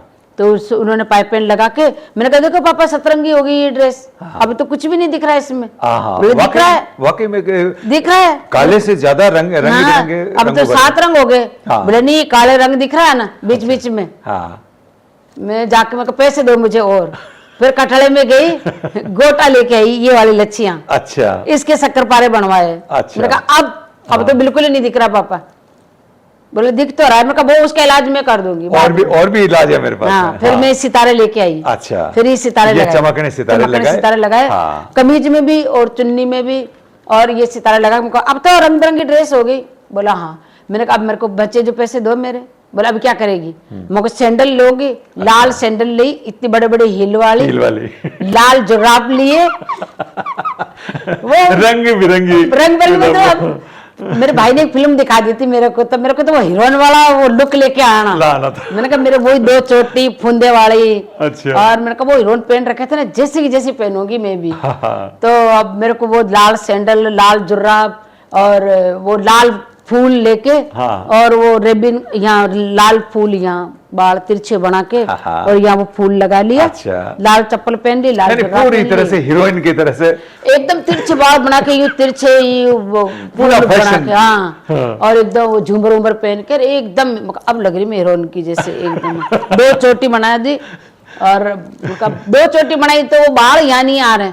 मैंने कहा यार अब क्या करूं, 1 चोटी बनाती हूँ, इधर से बाल खुले रखती हूँ। मैंने कहा नहीं वो तो फिर बेकार लग रहे हैं। तो इस तरीके से फिर कभी चोटी बनाती हूँ, कभी खुले रखती हूँ। वो ड्रेस पहन के भाई साहब सच कहती मेरे जैसी कोई है ही नहीं, जैसे कोई आसमान से परी के बस मतलब मैं ही हूँ इस दुनिया में, और कोई है ही नहीं भाई।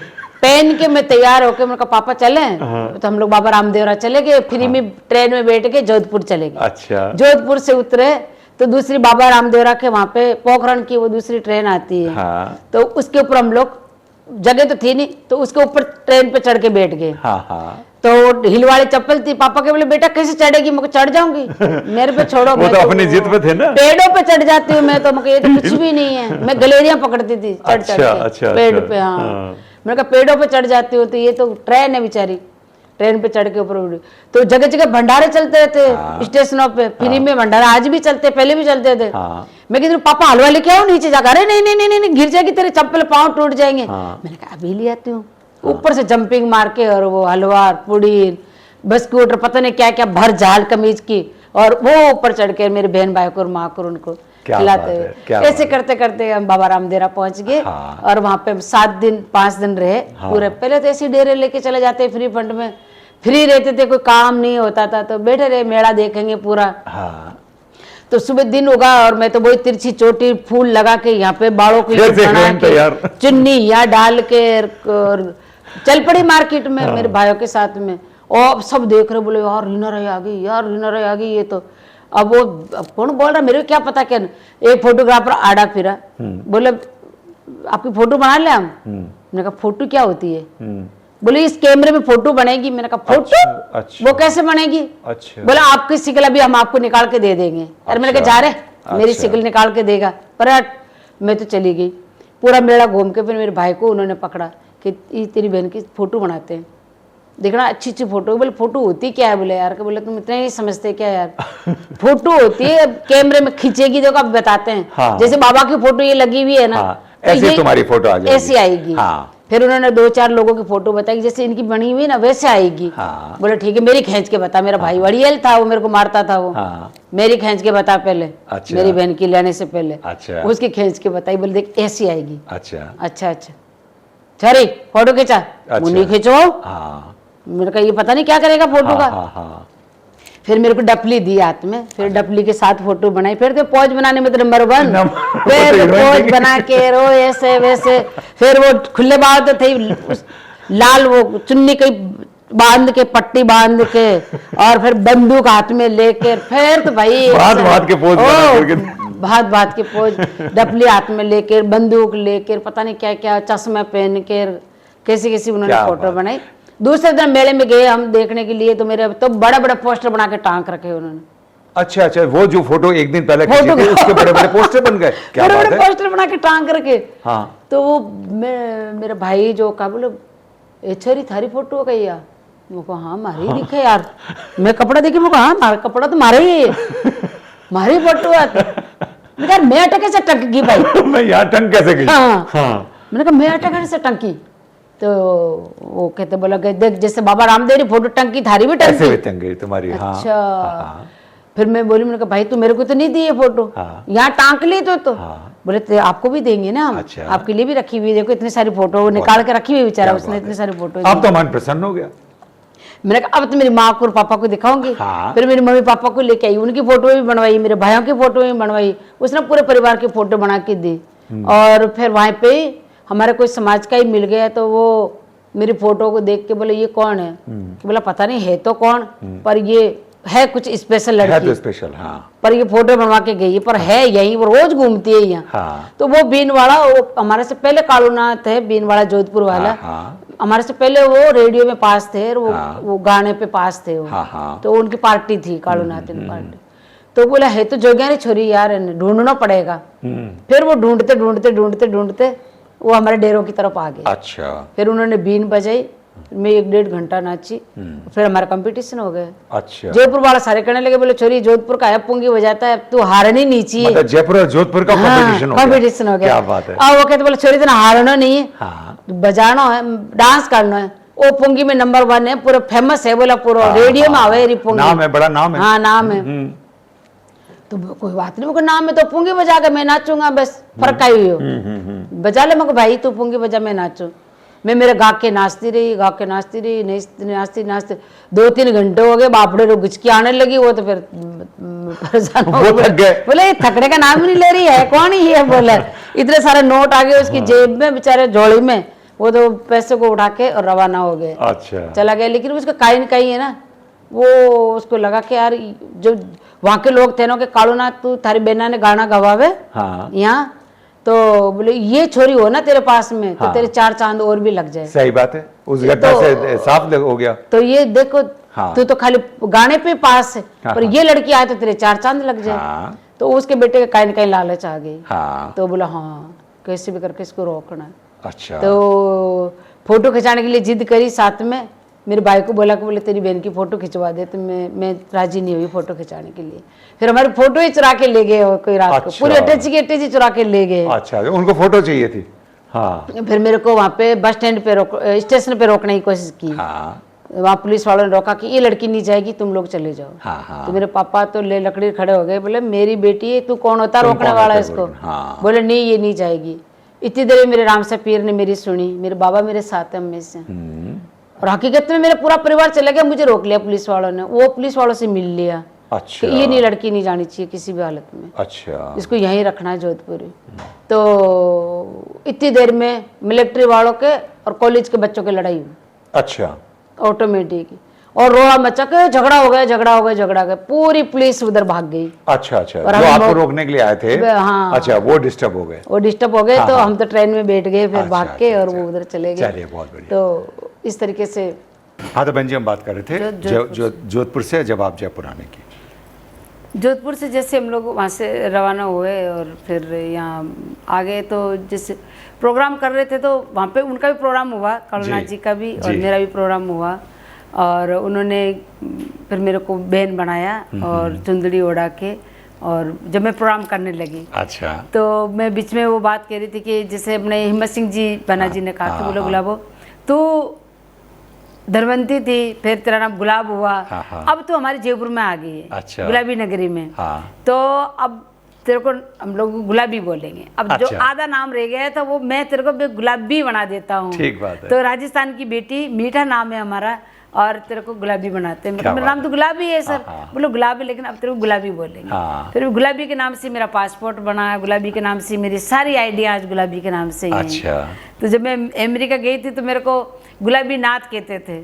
तो मेरे कहा गुलाबी नाथ, मैंने कहा सर मेरे को गुलाबी नाथ क्यों कहते हैं, क्योंकि वो अंग्रेजी में गुलाबी नाथ आवाज देते थे। तो मैंने उनको, राजू सेठी जी को, उनको पूछा कि मुझे गुलाबी नाथ क्यों कहते हैं सर। कि बोला सरनेम है बेटा। मैंने कहा सरनेम तो नाथ तो हमारे मर्दों के लगता है, लड़कियों के तो लगता ही नहीं है। फिर बोले लड़कियों के क्या लगाओगे, सरनेम तो चाहिए यहाँ। मैंने कहा ऐसे करो, मैं सांप की जगह नाचती हूँ, तो मेरे को सपेरा बोलो आप। अच्छा, बिल्कुल ठीक। गुलाबी सपेरा बोलो, तो मैं हमारे औरतों के ये सरनेम लग जाए। ये पूरा नाम लग गया, गुलाबी तो सपेरा। गुलाबी सपेरा रखा मैंने। और डांस का नाम भी मैंने सपेरा ही रखा था। बोले इस डांस का क्या नाम है।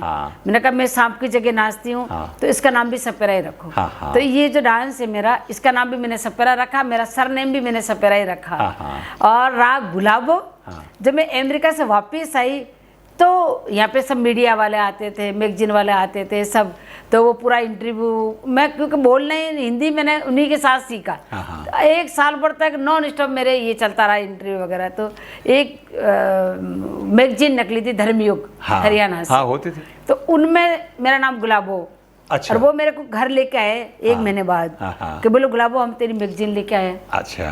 तो उन पढ़ के सुनाओ साहब क्या लिखा आपने। बोला तू जो बोला वही तो हमने लिखा है। मैंने कहा नहीं नहीं मैंने क्या बोला।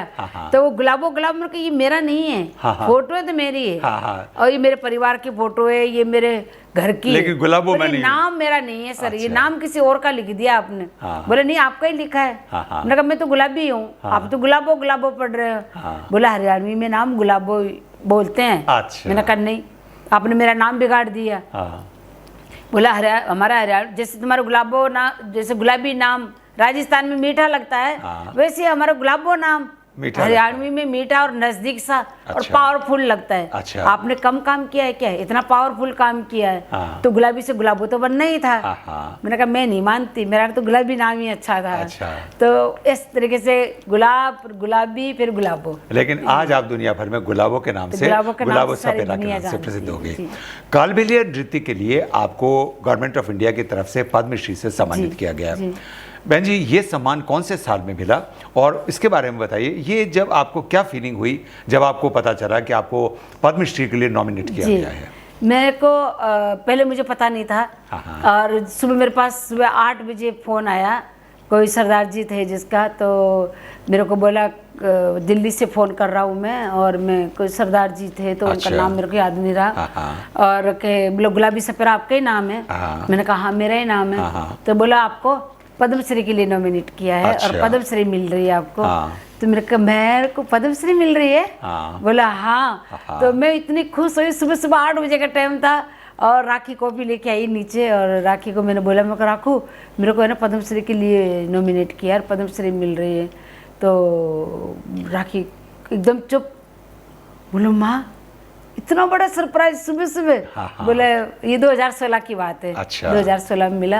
और मैं बहुत भाग्यशाली हूँ कि ये डांस मेरे से स्टार्ट हुआ, और इसे कहने क्रिएटर ऑफ कालबेलिया डांसर, तो वो मेरे से जन्म हुआ इस डांस का, और मेरे को पद्मश्री मिली।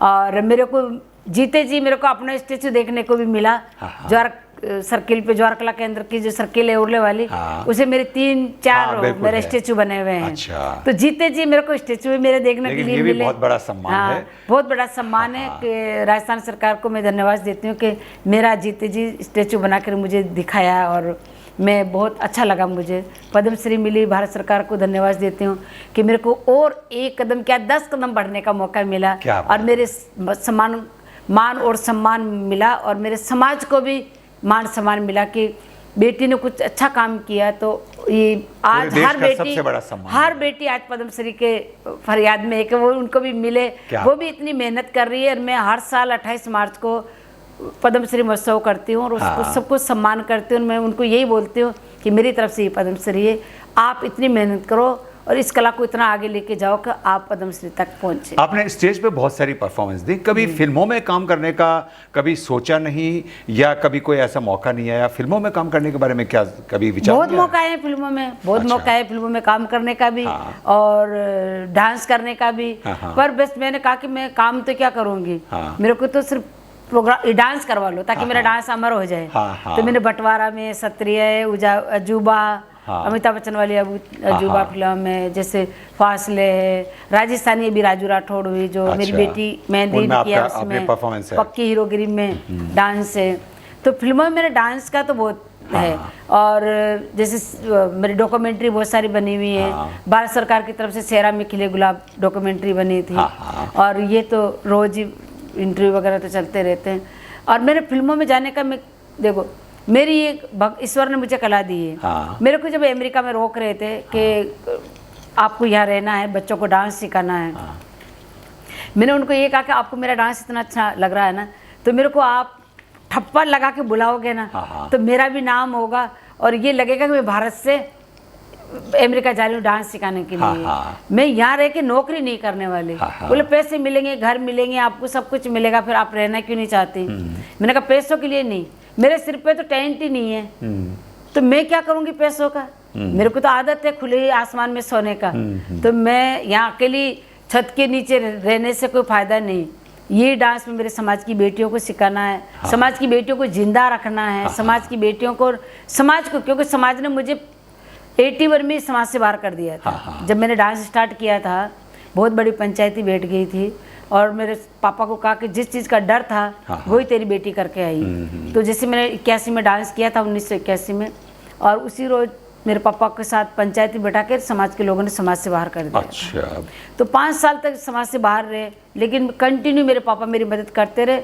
राजमाता ने मुझे गोद ले लिया, कहा बोले बाबा ये बेटी सिर्फ तुम्हारी नहीं है, पूरे राजस्थान की, पूरे भारत की बेटी होगी, आपको इसको कंटिन्यू रखना है और आपको अपने समाज के पीछे नहीं जाना। आप समाज से लड़ो, आपकी बेटी अपना काम करेगी।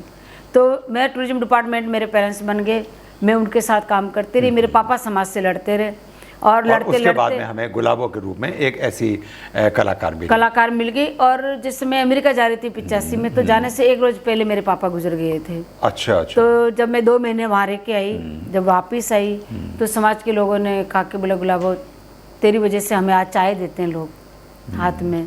और पहले तो बहुत बुरा लगता था कि तुम्हारी बेटी अमेरिका गई हुई है, तो वो ये कहता रहे साहब वो तो कलंक है हमारे समाज पे, काय की हमारी बेटी है। अरे बोले चाय पियो, उसका तो देखो गिनीज बुक में आ रहा है, ये मैगजीन में आया है, इंडिया टुडे में आया है, ये भारत। तो उन्होंने भी इस बात को स्वीकार करना शुरू कर दिया कि कुछ ना कुछ अच्छा काम किया है। तो धीरे धीरे उन्होंने मना करते गए पहले, तो फिर बोले चाय पियो। जब उनका हाथ में चाय का गिलास दिया, कटोरे में चाय नहीं डाली, बोले बैठो तुम, पास में बिठाया, चाय का गिलास दिया, चाय के गिलास को धोने के लिए नहीं बोला।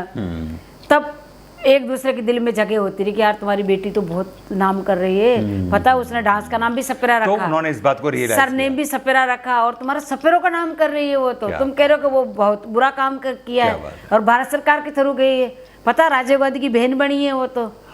और वहाँ लता जी से भी मिली है, फोटो छपती थी यहाँ पे, तो उनको सब पता चल रहा था। तब जाके उस समाज के दिलों में थोड़ी थोड़ी जगह होना स्टार्ट हुई कि नहीं नहीं इस लड़की ने तो अच्छा काम किया है, कुछ तो अपने समाज की कदर हो रही है। देखो आज मेरे को भी चाय पिलाई गिलास में, वो कहते हमें साथ में बिठाया, तो बोले नहीं मान सम्मान दे रहे हैं यार। तो 2 महीने में मतलब पूरा समाज के लोगों का नजरिया बदल गया था और वो उनके दिलों में मेरे लिए जगह हो गई थी। जी बहन जी, अक्सर ऐसा देखा जाता है कि जब कोई कलाकार किसी कला में बहुत प्रसिद्ध हो जाते हैं, लेकिन जब कम कलाकार होते हैं तो समय के साथ में वो कला उनके साथ चली जाती है। देखिए अमर कोई भी नहीं होता, लेकिन आपने ऐसा क्या किया है कि आपके बाद में आपके आने वाली जो कालबेलिया समुदाय की जो लड़कियां हैं या और भी लोग हैं वो इस डांस को सीख सकें, इस कला को आगे बढ़ा सकें। मैं वही आपके क्या प्रयास है? मैं वही कह रही हूँ, वो मैंने प्रयास किया कि अमेरिका से जब वापस आए तो समाज के लोगों ने कहा कि गुलाबो बेटा हम तेरे को समाज में लेना चाहते हैं। मैंने कहा समाज में लेके भी क्या करोगे, क्या होगा उससे? बोला आपके जैसी बेटी हमारे भी चाहिए। अरे वाह। मैंने कहा मेरे जैसी बेटी चाहिए, बेटियों को तो रखता हो नहीं। अरे वाह। कहाँ बेटियां रखोगे? मैं नहीं आने वाली ऐसे समाज में। समाज के लोगों ने कहा कि हम तेरे को पंच बनाएंगे बेटा, तू जो कहेगी वो हम करेंगे। मैंने कहा मेरे को पंच बना रहे हो, पहला मेरा ऑर्डर यही होगा कि आज समाज में ये रूल खत्म करो कि बेटियों को नहीं मारोगे। क्या बात है, बहुत। तो वहाँ दिल्ली में मैंने प्रॉमिस ले लिया था, मुझे बधाने के लिए लोग आए थे वहाँ पे सम्मान करने मेरे समाज के। तो कहा बोले बेटा हम प्रॉमिस करते कि आज के बाद हम कोई बेटी को नहीं मारेंगे। तो पहला मेरी जीत हुई अमेरिका से आने के बाद 85 में, बेटियों को मारना बंद किया कि तेरे जैसी बेटी हमारे घर में हो, हमारे घर समाज में एक इतना बड़ा सुधार आपके माध्यम से हुआ। इतना हो गया कि मतलब वो आज वही बेटियां जो समाज पीर को भी कमा के खिला रही, ससुराल को भी कमा के खिला रही। तो पहला काम तो मेरा ये हुआ कि ये समाज सुधार हुआ कि मेरा डांस आज मेरे जो ड्रीम है घर घर में गुलाबो हो। तो मैंने उन बेटियों का आज घर में 10-10, 5-5 बेटियां हैं। दूसरा ये डांस अमर हो, मैंने बेटियां तो जिंदा रखवाई, बेटियां आज सीख भी रही है, पढ़ भी रही है, वो कर भी रही हैं। और कोई अमेरिका बैठी है आज, कोई जापान बैठी है, कोई पेरिस बैठी है, कर भी रही है। लेकिन इसको और पीढ़ी टू पीढ़ी चले रही, कालबेलिया घराना बन जाए। तो मैंने सोचा कि इसको मेरी बेटी बहुत अच्छा कर रही है, राखी बहुत अच्छा करती है, गुलाबों की परछाई रूपा करती है, रघु करती है, हेमा, और मेरी तीसरी पीढ़ी भी करने लगी। अच्छा। मेरी पोती बहुत, दोनों पोतियां बहुत अच्छा कर रही, माही और तिया बहुत अच्छा कर रही है। मेरा बेटा जो दिनू है वो बहुत अच्छा करता था, पर वो अभी परकुशन बन गया है। अच्छा। दूसरा बेटा मोटर बाइक रेसिंग और स्टैंडिंग करता है। और मैं सोचा कि अभी इस डांस का घराना कैसे बनाया, हर घराना है। सरकार को मैंने बोला सर क्लासिकल का देखो, भारत नाट्यम का है, कथक का है, कथकली का, हर एक घराना। मैं चाहती हूँ कि ये कालबेलिया डांस का भी घराना बन जाए। हाँ हाँ हाँ। तो इसके लिए मुझे स्कूल बनाना है। हाँ। तो मैं एक पुष्कर्मा स्कूल बना रही हूँ मेरे अच्छा, कालबेलिया। वो और पूरी तरह उसमें कालबेलिया नृत्य को समर्पित नृत्य होगा। बनेगा उसमें। वो डांस तो सीखेंगे, डांस के साथ साथ पढ़ाई का भी रखा मैंने। अच्छा। पढ़ेंगे भी, क्योंकि बगैर पढ़ाई के तो नहीं कुछ भी पढ़ेंगे तो नहीं। बढ़ेंगे कैसे बिल्कुल सही बच्चे? बात है। दुनिया तो पढ़ेंगे तभी ना, जब वो खुद पढ़ेंगे। और फिर ये मेरे जो मोतीमणियों का काम है हैंडीक्राफ्ट का, हाँ। ये भी मैं उनको सिखाऊंगी। अच्छा, वहाँ पे। अच्छा। बीन कैसे बनती है, हाँ, डप कैसे मंडते हैं, अच्छा। डपली कैसे होती है, हाँ, ये सारी चीजें वहाँ सिखाऊंगी। बहुत बढ़िया। तो उस स्कूल के अंदर तो उस आप स्कूल में सारी कालबेलिया को आगे तक जिंदा रखने का एक बहुत अच्छा सा। और वहाँ पे मैं कालबेलिया मतलब एक ओरिजिनल जो है ना, रियल कालबेलिया दिखाना चाहती हूँ। हाँ। वो हमारे समाज के लोग बैठेंगे, कैसे बीन बना रहे हैं, कैसे बीन बजा रहे हैं, कैसे सिखा रहे हैं, कैसे पीढ़ी टू पीढ़ी वो बीन चलती हुई आ रही है हमारे जी। वो सारी चीजें बताएंगे। अच्छा, आज के अगर हम जैसे शुरुआत हमने बात करी कि यहाँ के भारत के दर्शक जो हैं वो बहुत गंभीर नहीं होते। अगर हम समाज की, सोसाइटी की बात करें, क्या आपको लगता है कि सोसाइटी कला और कलाकारों के लिए, आर्ट और आर्टिस्ट के लिए उसी तरह से सोचती है जैसे उससे सोचना चाहिए? पहले वो लोग नहीं सोचते थे। पहले वो खुद भी कलाकार थे, बीन बजाते थे, डफली बजाते थे, गाते भी थे, मर्द लोग नाचते भी थे। पहले वो नहीं इतना मतलब कलाकार तो शुरू से ही हैं ये, पर वो इतना ध्यान नहीं देते थे। अभी जब प्रोग्राम करने लगे तो अब आदमियों को भी काम मिला, क्योंकि सांप तो सरकार ने बंद करवा दिया। तो अब उनको बीन बजाने का मौका मिला प्रोग्राम में, डफली बजाने का मौका मिला। तो वो अभी कोई अपनी बेटियों के साथ जाता है, कोई अपनी बीवी के साथ जाता है, कोई अपनी परिवार की लड़कियों के साथ जाता है। तो उनको धीरे धीरे वो काम मिला। और समाज में भी ये एक नहीं यार, अभी ये राजस्थान में तो ये देख लो कि इस कला का वो हो गया कि कला के पीछे आज हमारे बच्चे पढ़ लिख के आज लड़कियां कलाकार तो बनी हैं। उस कला के पीछे आज देखो एक लड़की भी गोल्ड मेडल लेके आई है पुलिस में, एक आर्मी में गई है। हमारे 2 बाड़मेर के लड़के हैं, वो एक इंस्पेक्टर बना है, एक थानेदार बना है, हमारे वकील भी बना है। खुद मेरी बेटी का देवर वकील है। मेरा जो जवाई है वो मैनेजर है स्कॉटलैंड बैंक में। क्या बात है। और कोई नेता बन रहा है, कोई तो कहते ना कि बेटी बचाओ बेटी पढ़ाओ। पहला मैंने बेटी को पढ़ाया, मेरी माँ ने मुझे बचाया। मेरे को सपना था कि मैं नहीं पढ़ी, लेकिन मेरा बच्चा, बेटी हो चाहे बेटा हो, मैं पढ़ाऊंगी। जैसे मैंने राखी को पढ़ने के लिए भेजा तो समाज के लोगों ने कहा कि बोले बेटा अपनी बेटियां पढ़ती नहीं है। अच्छा। मैंने कहा बेटियां पढ़ेगी नहीं तो जमाने को कैसे पढ़े, कैसे फेस करेंगे? तो वो पढ़ना बहुत जरूरी है, जब तो आगे बढ़ेंगे, अपन पहचान जब होगी। सही बात है। तो मैंने मेरी बेटी को पढ़ाया, MJD स्कूल से पढ़ाया। फिर मैंने फ्रांस भेजा पढ़ने के लिए, वहां पढ़ के आई। तो लोगों को लगा कि यार जब लड़की पढ़ सकती तो हम क्यों नहीं पढ़ेंगे। तो बहुत मुश्किल थी राखी का रिश्ता ढूंढना भी, क्योंकि लड़का ही पढ़ा लिखा नहीं मिल रहा था हमारे समाज में। बिल्कुल सही। तो दिल्ली वाले तो वो तो पढ़ते भी है, तो मेरा रिश्ता ही राखी का दिल्ली हुआ। अच्छा। फरीदाबाद का लड़का। क्या बात है। तो यहाँ राजस्थान में बहुत कम लड़के पढ़ते थे। आज हमारे इतने पढ़ने लिखने लगे कि आज वो पढ़ाई भी कर रहे हैं। तो कोई मास्टर बन रहा है, कोई पुलिस वाला बन रहा है, कोई नेता बन रहा है। मैं अखिल राजस्थान महासभा की अध्यक्ष हूँ। मैंने रजिस्ट्रेशन करवाया है और मैंने 1000 पर्चे बना के मैंने अलग अलग उद्देश्य के मैंने बांटे उनको। अच्छा। आज देख लो घर घर में नेता बन गया। आज मैं नेता हूँ नहीं, हूँ अध्यक्ष हूँ नहीं, मैं अध्यक्ष हूँ नहीं। तो सब आज इतने पाँव पे खड़े हो गए कि पहले वो गधों पे लद के चलते थे, अब गाड़ियों पे चल रहे हैं। हमारे सिर पे टेंट ही नहीं हुआ करता था, आज हम छत के नीचे सोते हैं, लाखों करोड़ों के मकान है। बिल्कुल सही बात है। और आज इतना आगे बढ़ गए सर के, मतलब आज वो लोग ये हक मांगने लगे सरकार से, अधिकार मांगने लगे सरकार से कि हमारे को आरक्षण दो। अच्छा। इतने समझदार हो गए, नेता बन गए। जो लोग खाकी कपड़ा पहने हुए देख के डाकिए को और डेरे लद के भाग जाया करते थे कि पुलिस वाला आगे मारेंगे। गांव के कुएं का पानी नहीं पीते थे, जंगल का कुआं ढूंढते थे।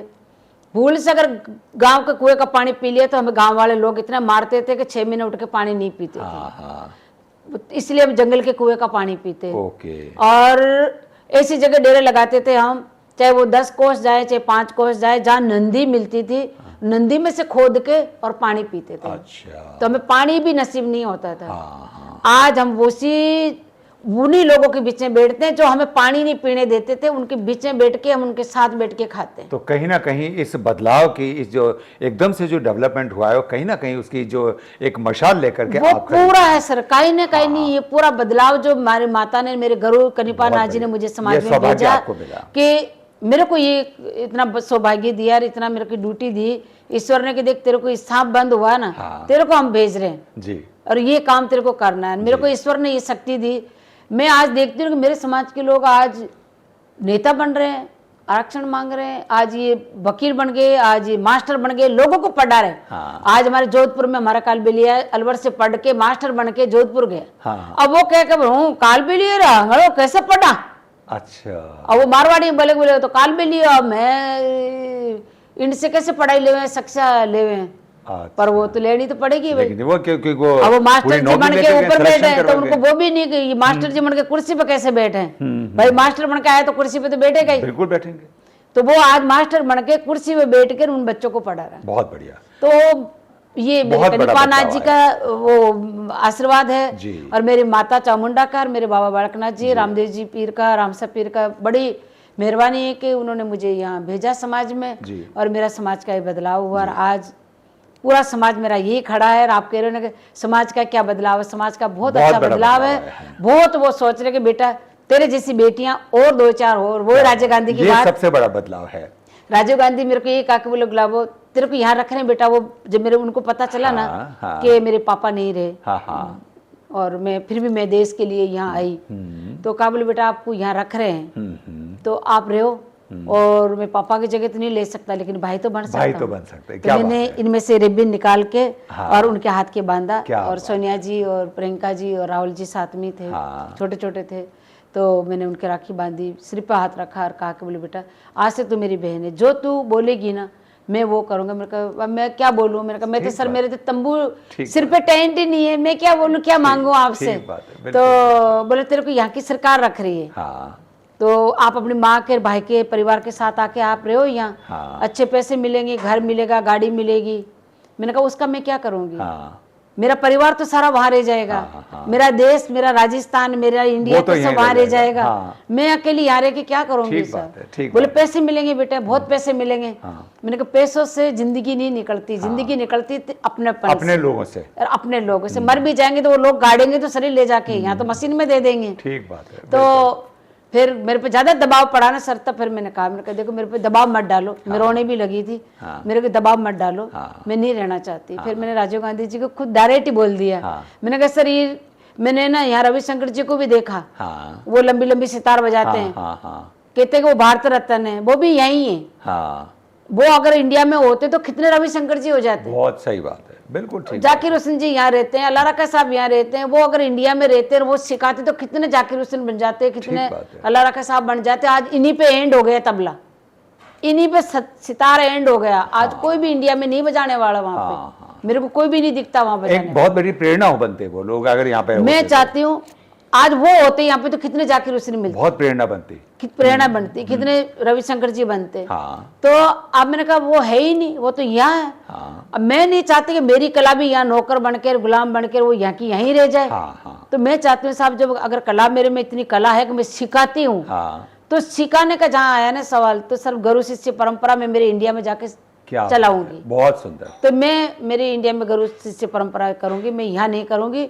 और देखो इनके तो पैसों के बल पे आज मैं जब तबीयत खराब हो गई थी तो मैं वहां गई तो अपने इंडियन डॉक्टर थे। अच्छा। तो उन्होंने मेरे को साहब मेरे का एक इंजेक्शन में ठीक कर दिया। तो मैं तो चुलबुली थी ना, छोटी थी। तो मैंने उनको बोला, मैंने कहा सर आप इंडिया में क्यों नहीं रहते। मैंने कहा आप देखो मेरे को एक इंजेक्शन में ठीक कर दिया आपने, ये इंजेक्शन अगर आप इंडिया वालों के किसी बेचारे गरीब के या के ले तो वो मरे ही नहीं। आप तो मैंने कहा यहाँ आके अंग्रेजों को बचा रहे हो। सही बात। जो अपने को कितना मार के आए थे ये लोग। बिल्कुल बिल्कुल, बहुत बढ़िया, कितना दुख दिया था। मैंने कहा सलाम करते हैं आपकी इस भावना को। तो आप क्यों वहाँ क्यों नहीं अपने लोगों को क्यों नहीं बचा रहे। मैंने कहा आप यहाँ आके बैठे पैसों के लिए, पैसे तो यहीं रह जाएंगे सब। आप मरोगे आपको मशीन में बाढ़ देंगे ये लोग। आपको तो क्रियाक्रम भी नहीं करेगा कोई भी, आपका यहाँ पे 12 दिन भी नहीं होगा यहाँ। यानी पूरी तरह से आपने अपने देश में रहना। तो मेरा देश मेरे को सबको भाई मेरे हार्डकेयर मेरे देश में रहने चाहिए। बहुत मैं नहीं रहना चाहती। सलाम करते हैं। पैसे मेरे को अगर मिलेंगे ना सर और पैसे मेरे नसीब में होगा ना, मैं इंडिया में रह के भी कमा लूंगी। पैसे कहीं नहीं जाएंगे। सही बात। और पैसे तो आते चले जाते हैं। हम भीख मांगने जाते हैं ना सर, 100 रुपए लेकर आते हैं, सुबह 5 पैसे नहीं मिलते हमारे। ठीक बात। हम भूखे उठते हैं लेकिन भूखे सोते नहीं। मेरे पापा एक ही कहते थे, बोले बेटा विश्वास रखो अपना आप पे, भूखे उठोगे पर भूखे सोओगे नहीं, कुछ ना कुछ तो आपको मिलेगा। क्या बात है। तो आप निराश मत हो, ऊपर वाले ने पेट दिया है तो उसको उसके लिए भोजन भी देगा। और कई बार तो ये होते थे मेरे पापा मांगने चले जाते थे, मेरी माँ लेट आते थे तो मेरी माँ ने पानी का देगचा चढ़ा के और चूल्हा सળगा के चम्मच डाल के बैठ जाती हाँ। कि बेटा खाना दलिया बन रहा है, हाँ। खा के सोना। अच्छा। हम कटोरियां ले लेके पांचों बहन भाई बैठ जाते कि दलिया बन रहा है, मक्की का खाएंगे। हाँ। उसी उम्मीद के साथ हम सो जाते क्या बात है। और सुबह उठते तो बड़े खुश होते थे। तो माता जो होती है ना, अपनी माँ, वो कभी अपने को निराश नहीं होने देती है। सही बात है। तो भारत मेरी माता है, वो कहाँ निराश होने देगी हमें। ठीक बात है। हम तो हमारे ऐसे देश के वासी कि हम एक रोटी में सिर्फ आधी आधी रोटी बांट के खाने और वाले हैं आपके भाई। ऊपर तो ऊपर वाले की इतनी कृपा रही है बचपन से लेकर के आज तक की, तो वो निश्चित रूप से बहुत बड़ी बात सर है। मुझे कोई देश अच्छा नहीं लगता मेरे देश के अलावा। आपके निर्देश के अलावा बहुत बड़े सलाम करते हैं आपकी इस भावना को। एक बार फिर से गुलाबो जी इस कालबेलिया डांस की तरफ लौटेंगे। बहन जी, इस डांस को, ये डांस जो है वो इतना पॉपुलर हो चुका है न सिर्फ देश में बल्कि विदेश में, क्योंकि अब हर कम्युनिटी के हर जगह पे, हर कॉलेज में, स्कूल में इस डांस को परफॉर्म किया जाता है। और अब तो ये भी देखने में आ रहा है कि बहुत जगह ऑर्केस्ट्रा पार्टीज जो हैं वो भी जगह जगह पर अपने इस डांस को परफॉर्म कर रही हैं। आज जिस तरह जो डांस परफॉर्मेंस हो रही है, कालबेलिया का इतना प्रसार हो रहा है, क्या आप इस परफॉर्मेंस से संतुष्ट हैं? किस तरह का लगता है, क्या आपकी फीलिंग रहती है? देखो, जो बहुत सारे, आप बहुत अच्छी चीज पूछ रहे हैं, क्योंकि बहुत सारे लोग हैं जो आज कालबेलिया जैसा स्कूलों में होता है। हाँ। तो वो स्कूल के बच्चे करते हैं, वो अपने, वो तो उनको तो कोई प्रोफेशनल नहीं बनना है उनको। हाँ। वो तो खाली एक स्कूल का प्रोग्राम करते हैं। हाँ। और वो अपना अपना पढ़ाई के ध्यान पे रहते हैं। हाँ। वो वहां तक रह गए। जैसे इसको ऑर्केस्ट्रा हुआ के आजकल भजनों का बहुत चल रहा है कि भजनों में लड़कियां नाच रही हैं। तो वो देखो, नाम आप भजन का ले रहे हो, नाच कुछ और रही हो। तो एक भगवान को भी बदनाम कर रहे हो। लोग वहाँ पे भजनों के नाम से माता भी आते हैं, बुजुर्ग भी आते हैं, बच्चे भी आते हैं, सब कोई सब तरीके के लोग आते हैं कि भाई भगवान के भजन हो रहे हैं। वहाँ भजन का वहाँ तो और कुछ हो रहा है। तो वो नहीं करे। मैं तो हर बच्चे को यही कहना चाहूंगी, हर लड़की को यही कहना चाहूंगी कि आप, अपनी भी एक गरिमा है, अपनी भी एक इज्जत है, अपनी भी एक अपन लड़की है और अपनी एक कला है। उसको आप कला को कला के हिसाब से करोगी तो वो जिंदगी भर तक करती रहोगी। रंग रूप तो 2 दिन के होते, कहते हैं कि जवानी तो गधी पे भी आती है। तो वो भी मक्खी नहीं बैठने देती अपने शरीर पे। बाद में तो उसके भी डूडे टांगड़े लड़ने लग जाते हैं, तो उसको कोई नहीं पूछता। तो जवानी 2 दिन की होती है। बुढ़ापा जो ऐसे दोस्त है ना, वो तो साथ ही लेके जाता है अपने को।